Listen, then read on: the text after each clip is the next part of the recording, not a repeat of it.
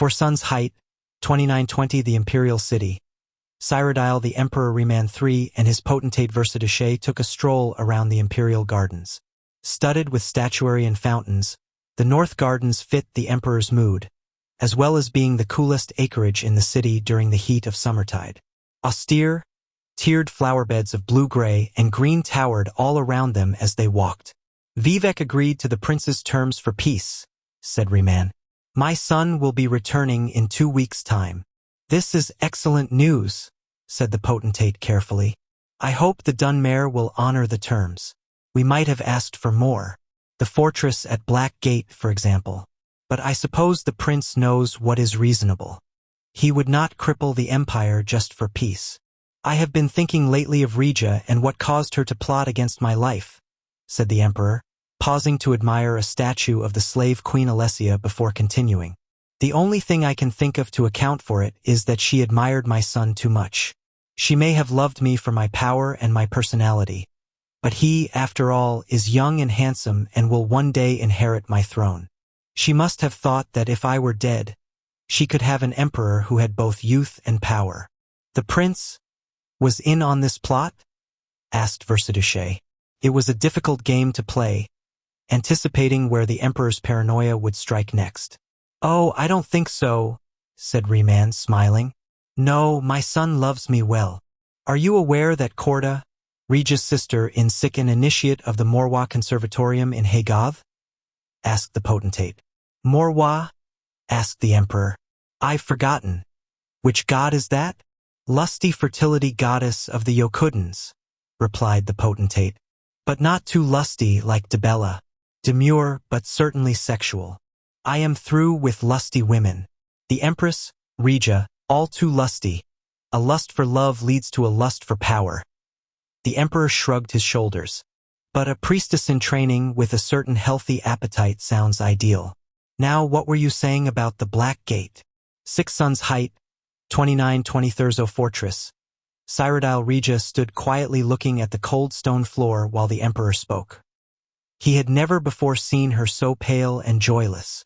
She might at least be pleased that she was being freed, being returned to her homeland. Why, if she left now, she could be in Hammerfell by the merchants' festival. Nothing he said seemed to register any reaction from her. A month-and-a-half stay in Thurzo Fortress seemed to have killed her spirit. I was thinking, said the emperor at last, of having your younger sister Corda up to the palace for a time. I think she would prefer it over the conservatorium in Haygoth. Don't you? Reaction at last.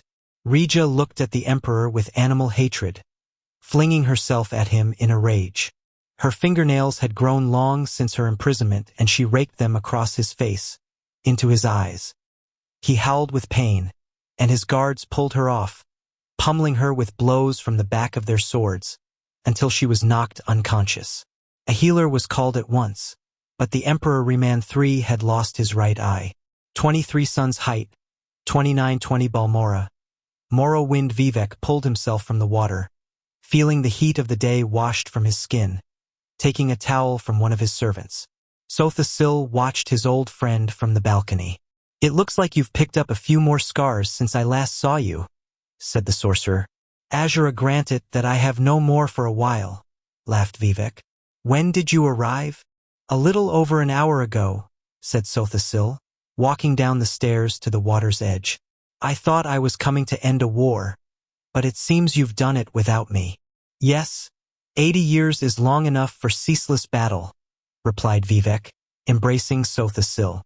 We made concessions, but so did they. When the old emperor is dead, we may be entering a golden age. Prince Julek is very wise for his age. Where is Almalexia? Collecting the Duke of Mournhold. They should be here tomorrow afternoon. The men were distracted at a sight from around the corner of the palace. A rider was approaching through the town, heading for the front steps. It was evident that the woman had been riding hard for some time. They met her in the study, where she burst in, breathing hard. We have been betrayed, she gasped. The Imperial Army has seized the Black Gate. 24 Sun's height, 2920 Balmora. Morrowind. It was the first time in 17 years that the 3 members of the Morrowind Tribunal had met in the same place. since Sothasil had left for Artium. All three wished that the circumstances of their reunion were different.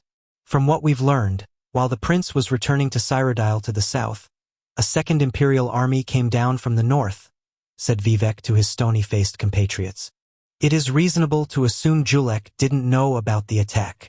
But neither would it be unreasonable to suppose that he planned on being a distraction while the emperor launched the attack on Black Gate, said Sothasil. This must be considered a break of the truce. Where is the Duke of Mournhold? Asked Vivek. I would hear his thoughts on the matter. He is meeting with the Night Mother in Tel Arun, said Almalexia, quietly.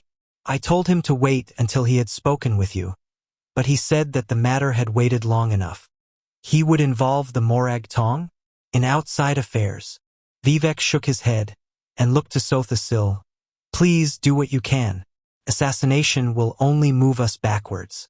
This matter must be settled with diplomacy or battle. 25 Sun's Height, 2920 Tel Arun. Morrowind, the Night Mother met Sothasil in her salon, lit only by the moon. She was cruelly beautiful, dressed in a simple silk black robe, lounging across her divan. With a gesture, she dismissed her red-cloaked guards and offered the sorcerer some wine. You've only just missed your friend, the Duke, she whispered. He was very unhappy, but I think we will solve his problem for him. Did he hire the Morag Tong to assassinate the Emperor? Asked Sothasil. You are straightforward, aren't you? That's good. I love plain-speaking men. It saves so much time. Of course, I cannot discuss with you what the Duke and I talked about, she smiled. It would be bad for business. What if I were to offer you an equal amount of gold for you not to assassinate the Emperor? The Morag Tong murders for the glory of Mephala and for profit, she said, speaking into her glass of wine. We do not merely kill. That would be sacrilege. Once the Duke's gold has arrived in 3 days' time, we will do our end of the business. And I'm afraid we would not dream of entertaining a counter-offer. Though we are a business as well as a religious order, we do not bow to supply and demand, Sothasil. 27 Sun's Height, 2920 The Inner Sea. Morrowind. Sothasil had been watching the waters for 2 days now, waiting for a particular vessel, and now he saw it. A heavy ship with the flag of Mournhold. The sorcerer took the air and intercepted it before it reached harbor. A call of flame erupted over his figure, disguising his voice and form into that of a Daedra. Abandon your ship, he bellowed. If you would not sink with it. In truth, Sothasil could have exploded the vessel with but a single ball of fire, but he chose to take his time, to give the crew a chance to dive off into the warm water. When he was certain there was no one living aboard, he focused his energy into a destructive wave that shook the air and water as it discharged. The ship and the Duke's payment to the Morag Tong sunk to the bottom of the inner sea. Night Mother, thought Sothasil, as he floated towards shore to alert the harbor master that some sailors were in need of rescue. Everyone bows to supply and demand. The year is continued in last seed.